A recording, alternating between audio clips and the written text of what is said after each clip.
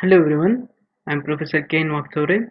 In this today's lecture, we are going to study the spiral gears. Spiral gears are the modification in the helical gear. That spiral gears are used to transmit the motion between two non-parallel, these are the parallel, that means non-parallel, non-intersecting shafts. For such applications, we have to use the spiral gears. In case of helical, that spiral gears are the helical gear. In the helical gear, there to transmit the motion between two parallel shafts, we need to satisfy two conditions. That first condition is that they must have the to transmit the motion between two parallel shafts. First condition is that they must have the opposite hand of helix. Opposite hand of helix. That means left hand of helix. That means this is the tooth orientation of that helical gear. This suppose that orientation is like this, that means it is referred as a left hand of helix, and its tooth orientation is like this, that means it is referred as a or known as the right hand helix. When that means to transmit the motion between two parallel shafts in case of helical gear, they must have the opposite hand of helix. That means left hand of helix must mesh with the right hand of helix, or right hand of helix must mesh with the left hand of helix. And second condition is that they must have the same helix angle. That means that alpha. If any one of these two conditions is not satisfied, that means it becomes the spiral gear. That means when we mesh the left hand of helix with the left hand of helix, then it becomes the spiral gear. Right hand of helix with the right hand of helix, again it becomes the spiral gear. Again they are having the suppose opposite of helix, but their shaft angles are not same, then again it becomes the spiral gear. Now in this objective of this session to learn the basics of the spiral gear and its kinematics. The spiral gears are also referred as skew gears or the screw gears, which are used to transmit the motion between two non-parallel, non-intersecting shafts. Their pitch cylinders are made at the common point. That common point, which is the pitch point. Next, they are used to transmit the very small amount of power. That means in case of helical gear, large amount of friction takes place, and which is responsible to reduce the power and reduce its efficiency.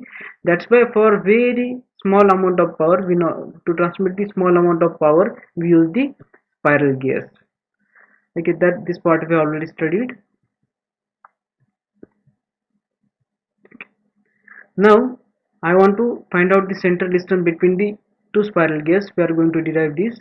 Again, one new condition, that or the one new term introduces, which is the shaft angle. That means the angle between these two shafts. I want to transmit the motion between two parallel shafts. The angle between these two shafts, which is referred as the shaft angle. When we are using the spiral gear, when they are having the same hand of helix, that means left hand of helix meshes with the left hand of helix, or right hand of helix meshes with the right hand of helix. For in such a cases, that shaft angle is equal to alpha 1 plus alpha 2. If they are having the opposite hand of helix, in that case it becomes the alpha 1 minus alpha 2.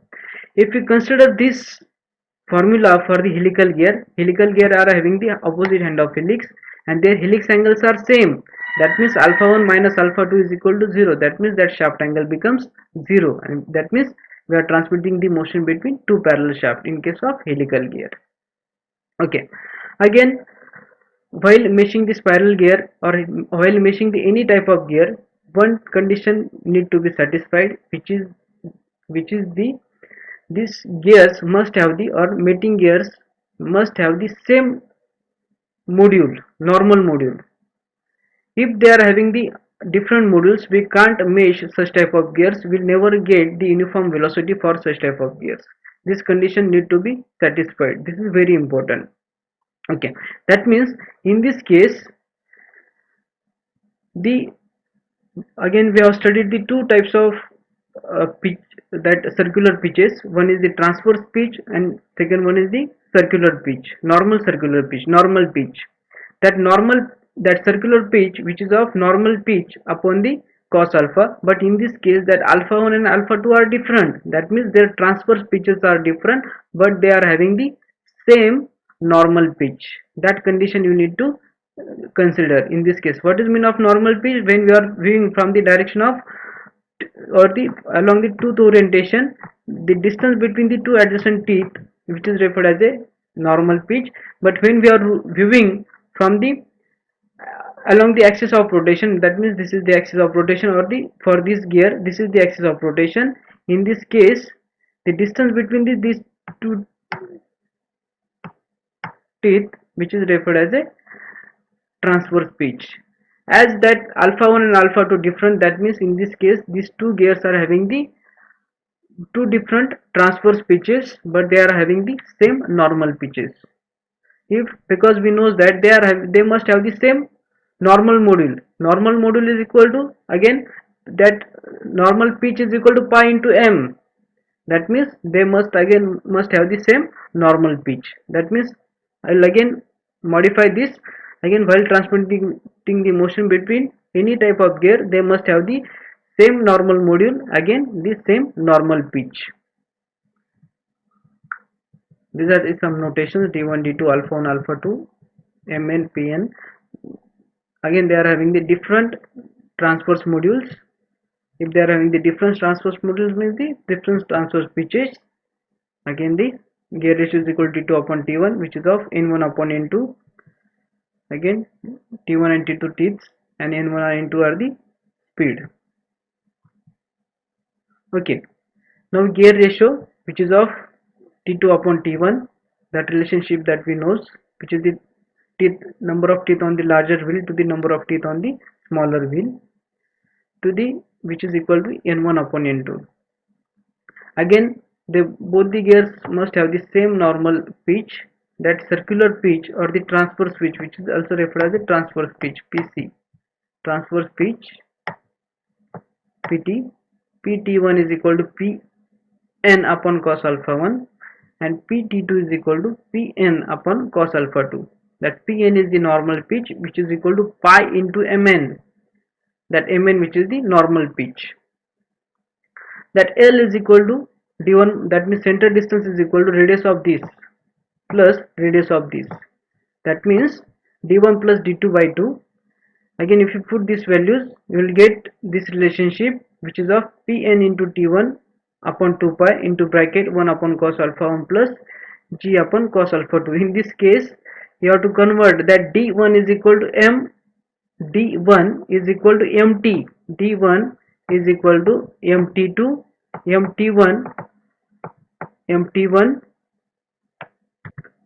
d1 is equal to mt1, t1, that means number of teeth, m d2 means the mt2 into t2. Okay, again that mt1 is equal to mn upon, or mt1, if you convert it into the normal pitch or the normal module, we will get this relationship. By taking this t1 as a common, here it becomes the t2 upon t1, and you can find out this relationship. It is just equivalent to the relationship of the helical gear. In this equation, if you put alpha 1 is equal to alpha 2, again you will get the same expression for the center distance of the helical gear. Now I want to find out the efficiency of the spiral gear. In the spiral gear, or in case of helical gear, there are three types of forces acting on that gear while transmitting the motion. One is the axial, second one is the axial which is parallel to the axis of rotation. Now this is the axis of rotation, that force parallel to this, which is referred as a axial force. One is the radial force, that radial force which is towards the center, and one force which is just tangent, that tangential force which is the at the point of contact. This is the tangential force. These three types of forces acting. Okay, now in this case, that means radial force which is just towards the center, that means if you see in perpendicular to this, that radial force which looks like the point contact.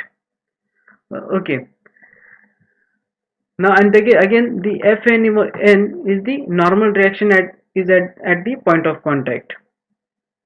Phi will be the friction angle. Again, that R is the resultant. Okay, resultant reaction, because of the friction, that total normal reaction gets reduced or increased, that we are going to study. And at that time we have to consider this resultant reaction, and theta will be the shaft angle. Okay, now I will just explain you how to draw this geometry. You have to just draw one axis of rotation.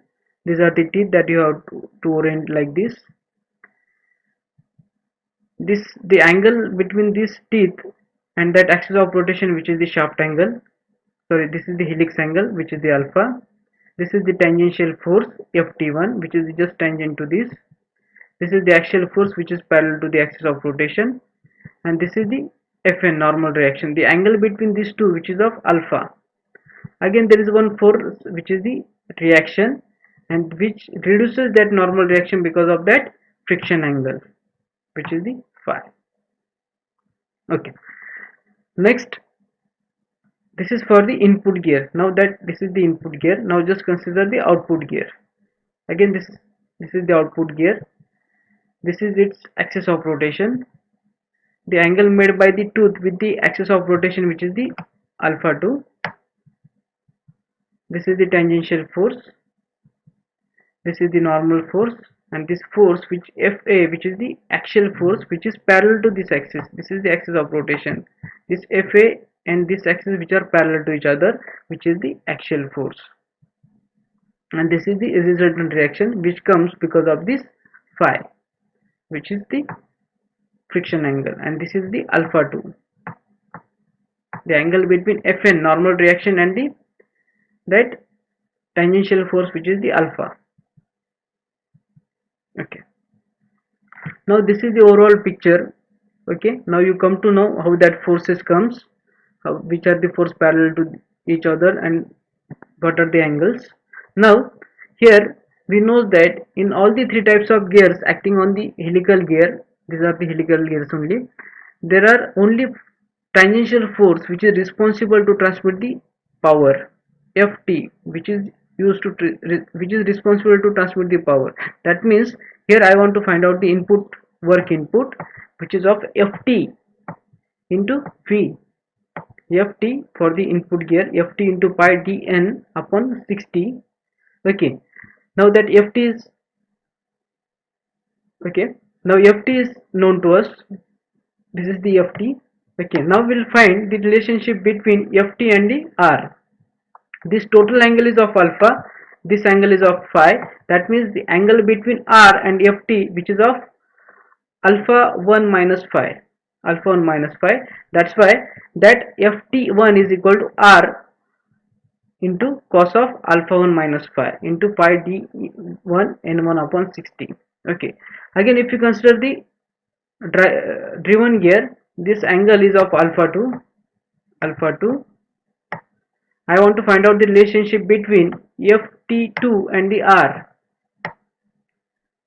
Okay, that means this is of alpha 2 plus phi. That's why R into cos alpha 2 plus phi. Okay, one thing that you have to keep in mind, while drawing the normal force, you have to just extend this line. You have to just draw the straight line. Again, for the reaction, if you take this angle of phi and you have to just extend this line, you will get this R towards the driving force, sorry, towards the driven gear. Now we have calculated the work input for the driver and work input for the driven gear. Now we know the equation of the efficiency. Equation of the efficiency is equal to work output upon work input. Work output is this, for the, that means driven gear, work done by the driven gear, and work done by the driving gear, which is this. If we take the ratio of these two, we will find that RR gets cancelled, RR gets cancelled. This equation becomes cos of alpha 2 plus phi and cos of alpha 1 minus phi into d2 upon d1 into n2 upon n1. Okay, now we know that d1, or the circular pitch or the transverse pitch, here you can say as the circular pitch also, that circular pitch of that gear 1 is equal to pi into m. PC1 is equal to pi into m, and m, pi into mt, means the transverse module, and mt is equal to d by t. and mt1 is equal to d1 by t1. That means d1 is equal to pc1 into t1 upon pi is equal to pn upon cos alpha 1 into is equal to pn upon cos alpha 1 into t1 upon pi. Same we can write down for the d2. d2 is equal to same pn upon cos alpha 2 into t2 upon pi. Now if you take the ratio of these two, d2 upon d1 is equal to t2 upon t1 into cos alpha 1 upon cos alpha 2. That means d2 upon d1 is equal to t2 upon t1 into cos alpha 1 upon alpha 2. Now again we knows that n2 upon n1, which is the velocity ratio, n2 upon n1 is equal to, which is just reciprocal, which is of t1 upon t2, which is of n2 upon n1 is equal to t1 upon t2. That means that d2 n2 upon d1 n1. That means if you consider this, now we have to just replace this, you have to just replace the t2 n2 upon d1 n1. Okay, that means here in this equation you have to just take the multiplication of these two equations, multiply these two equations to each other. In this case, that means left hand side, right hand side, right hand side, you will find that t1 upon t2, which cancels that t2 upon t1, and you will get d2 n2 upon d1 n1 is equal to cos alpha 1 upon cos alpha 2 in this equation, cos alpha 2 upon cos alpha 1. Okay, now this is your equation for the efficiency, which is of cos alpha 2 plus phi into cos alpha 1 upon cos alpha 1 minus phi into cos alpha 2. Okay, again we use the formula of that cos a plus cos b. By using the same equation, we'll, if we modify this, or if you simplify this equation becomes alpha 1 plus alpha 2 plus phi plus cos of alpha 1 minus alpha 2 plus minus phi upon cos of alpha 2 plus alpha 1 minus phi plus cos of alpha 2 minus alpha 1 plus phi. You have to just use the formula of cos a into cos b. Okay, now this is your final expression, because in this equation, okay, I'll just erase all the things, that alpha 1 plus alpha 2, which is the theta, which is the shaft angle, alpha 1 plus alpha 2, which is the theta. Okay, that means this equation becomes cos of theta plus phi plus cos of alpha 1 minus alpha 2 minus phi upon cos of theta minus phi plus cos of alpha 2 minus alpha 1 plus phi. This is okay. Now we'll find out the equation for the, or will condition for the maximum efficiency. Now this is the equation of the efficiency. Now to have the maximum efficiency, your numerator should be maximum. Okay, now in this case theta and phi are the constant. That means we have the only two choices to change either alpha 1 and the alpha 2 to get the maximum efficiency. Okay, to have this maximum, that means this is the constant. That means we have to just concentrate on this value, which is term, which is of cos alpha 1 minus alpha 2 minus phi. This should be the maximum. When we get this, what is the maximum value of cos, which is of 1, and we get that value 1 when that total angle, that alpha 1 minus alpha 2 minus phi is equal to 0. That means that alpha 1 is equal to alpha 2 plus phi. Okay, that means, or that alpha 2 is equal to alpha 1 minus phi. Okay, again here we'll get one equation, which is of alpha 1 is equal to alpha 2 plus phi and alpha 2 is equal to alpha 1 minus phi. Again we know one equation, which is the shaft angle, which is of alpha 1 plus alpha 2 is equal to theta. If you put these values, these two, alpha 1 and alpha 2, in this equation, you will get that, or if, okay, if you take any one value, you will get the value of alpha 1, that alpha 1 is equal to theta plus phi. Again if you put this alpha 1 this in this equation, you will get the alpha 2, and that alpha 2 is equal to theta minus pi by 2. Okay, sorry, I have not written that alpha 2 is equal to theta minus pi by 2. This is the alpha 2. Okay, and in this way, if you put these two values alpha 1 and alpha 2 in this equation, or no need to find out, because that we are going to find out the maximum efficiency. For the maximum efficiency, this total term becomes 1 na? That means this is again 1 and this is again 1. If we find out the same, because these two terms are the same, alpha 1 minus alpha 2 minus pi, and this is again becomes the, if you take the minus sign, that means if you take the minus alpha plus alpha 2 minus alpha 1 plus alpha 2 plus pi, if you take the minus sign, that cos minus sign, which is again cos, that means which is again these two terms are the same. That's why the maximum efficiency is equal to cos of theta plus phi plus 2 upon cos of theta minus phi plus 2. This is the equation of maximum efficiency. Okay, in this way we'll find the equation of the efficiency. Now you can use the same concept to find out the efficiency of the that worm and worm wheel, again the helical gear. In the helical gears, if you put this alpha, this theta, in case of helical gear, that theta is equal to, that shaft angle is equal to 0. That means by doing this you will get the efficiency of the helical gear. Again, in case of worm and worm wheel, if you put that shaft angle theta is equal to 90 degrees, theta is equal to 90 degrees, in case of worm and worm wheel, you can find out the efficiency of the worm and worm wheel. In this way we can find out the efficiency of all the types of gears. Now we'll come to the conclusion. Now we'll discuss the session outcome. After studying these spiral gears, student will be well aware about the use of the spiral gear. While designing these spiral gears, they will come to know how to find out the central distance between the two gears. Again, they can find out the helix angles and the shaft angle to get the maximum efficiency, and they can design that gearboxes or the gear train very efficiently in automobile application or the industrial application or the toys or the agricultural applications. With this, I'll finish my lecture over here, or that session over here. Thank you for patient listening. Thank you very much.